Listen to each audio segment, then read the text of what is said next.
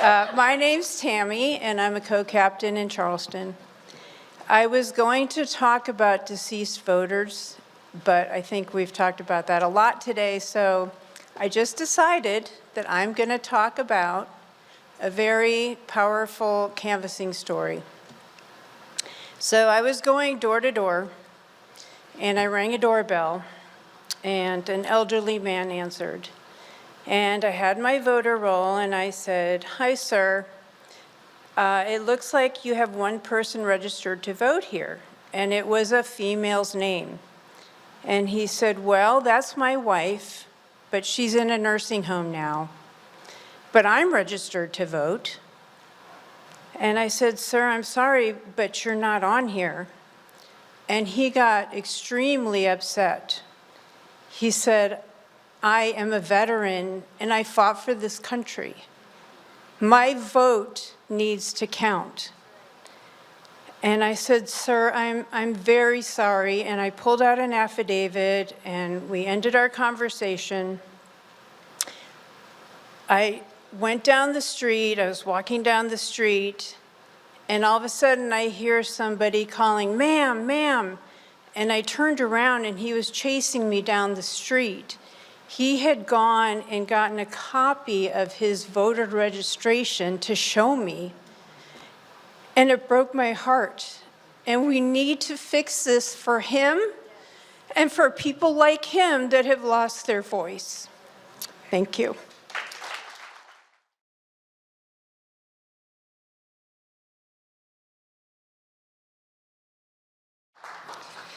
I'm Christy Carroll. I'm the captain of the Charleston canvassing team. And though we listed our canvassing team, really pretty much everybody of the 75 came to Charleston and they helped us. And without them, we would never have made it as far as we did. So if you helped Charleston, could you stand up so we can recognize you?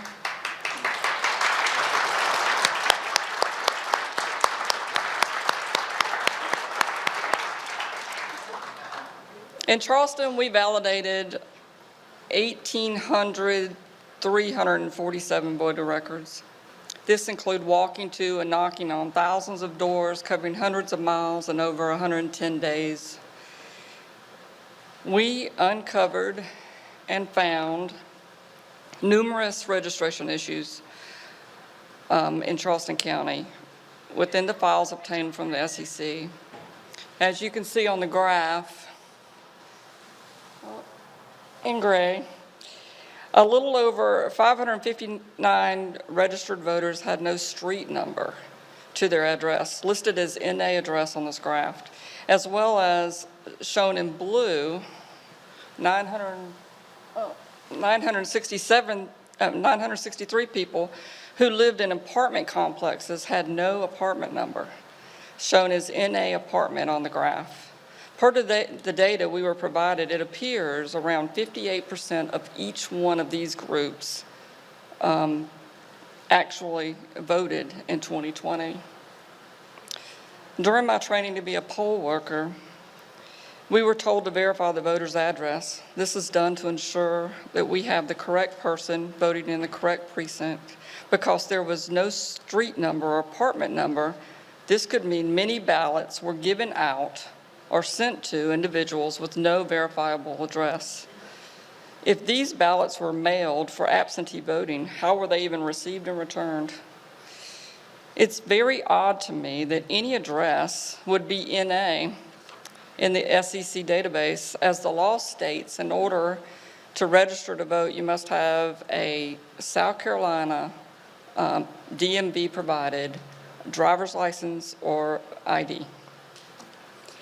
And recently, I was at the DMV because I had to get my driver's license renewed.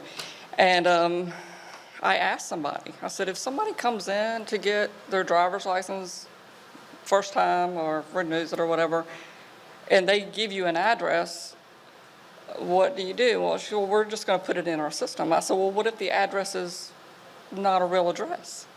And she said, oh, no, the system will come back and say, that's not a good address. So there's no reason that there is any NAs in our system.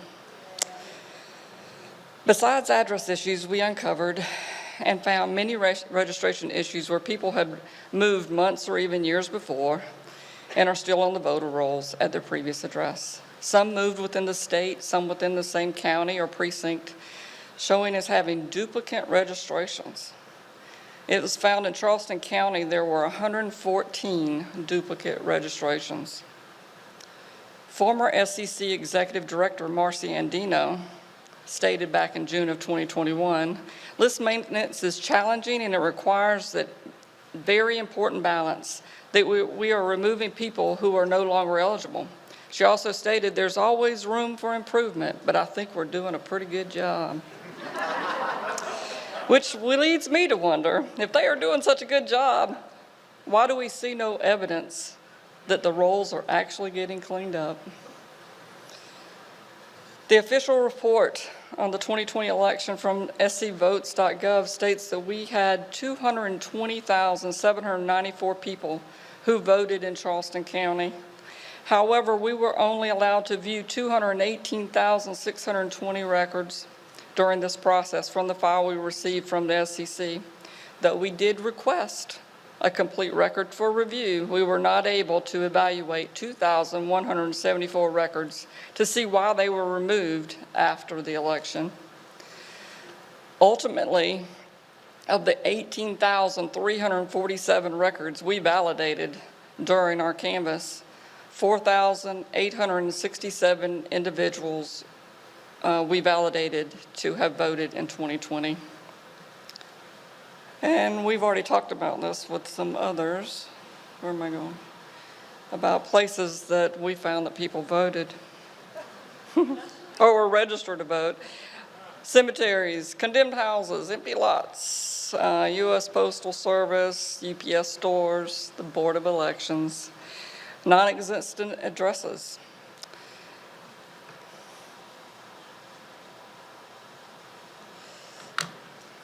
Additionally, per South Carolina votes, you must be registered to vote 30 days prior to any election in order to vote in that election.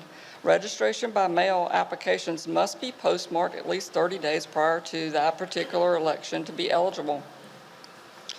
Now, you can see, I don't know if you can, on the graph, that we had people who registered within that 30-day window that we're not allowed to. 954. We had 1,599 whose registration date was after they voted in 2020. We had the 876 people who voted before the election ever started. And 560 of those, this is kind of interesting, all voted on September 22nd. That date might come up again later, but we also had 384 who voted after the election was over. Some of those started from around November 9th and ended somewhere in December. How's that happen? I don't know. Of course, we've already talked about the NAs, which should never be on there. I hear people say all the time, we did it right in South Carolina. Trump won South Carolina, or there's just a few mistakes. This causes me to reflect on the infamous quote, what difference does it make? Please allow me to reflect on that quote. Just as all American lives should be treated with the utmost respect and dignity, each and every American citizen who heeds the call to perform their civic duty and have their voices heard by casting their vote should, at the very least, be afforded the same respect and dignity to ensure their vote was counted properly and accurately, preserving their hope and expectation that one's vote can make a difference. Unfortunately, when considering the evidence being presented here today, I, for one, cannot feel confident that my vote or the vote of others across our state or the country, for that matter, was given the respect or afforded the dignity we the people deserve in order to truly have our uncompromised voices heard.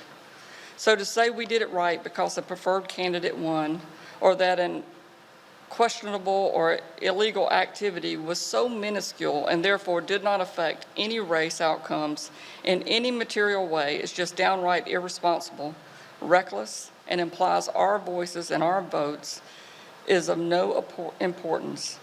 As long as the current leadership is pleased with the results, or as long as the mainstream elites feel it's not newsworthy for furthering their own agenda, no matter how you justify it in your mind, every illegitimate vote cancels out a legal vote and silences the voice of a law-abiding voter.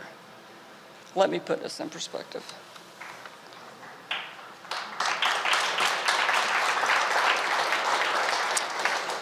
Although we only validated 5.85% of Charleston voters, we found enough questionable registrations and potentially illegitimate votes that may have changed 3 races and made major dents in 6 others. Let me say that to you one more time. We only validated 5.85% of Charleston voters and found an extremely large number of anomalies from such a small sample pool. Does this mean that the winner lost or the loser won? No.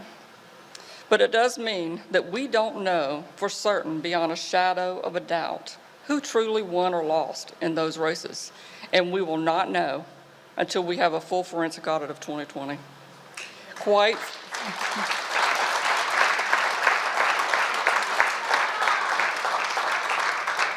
Quite frankly, given the enormity of the questionable data found, any race since 2020 and possibly earlier that has used these voter rolls and since the introduction of the ES&S systems needs to have a forensic audit to ensure exactly who are the real winners of any race. So regardless of whether you are a Republican, a Democrat, or an independent, the findings we have revealed here today should give you reason for alarm that the most sacred right to vote afforded every American citizen for ensuring that you have a voice in shaping the character and future of your country has become compromised. This presents a real threat and a danger to our way of life, our liberty, and our pursuit of happiness for each and every American and future generations to come. If we fail to act now to restore our trust in our elections, and by restoring our trust in our elections, we not only preserve the right of the American voter, we also assure those who heed the call to serve in elected office a fair playing field and trustworthy results. Thank you.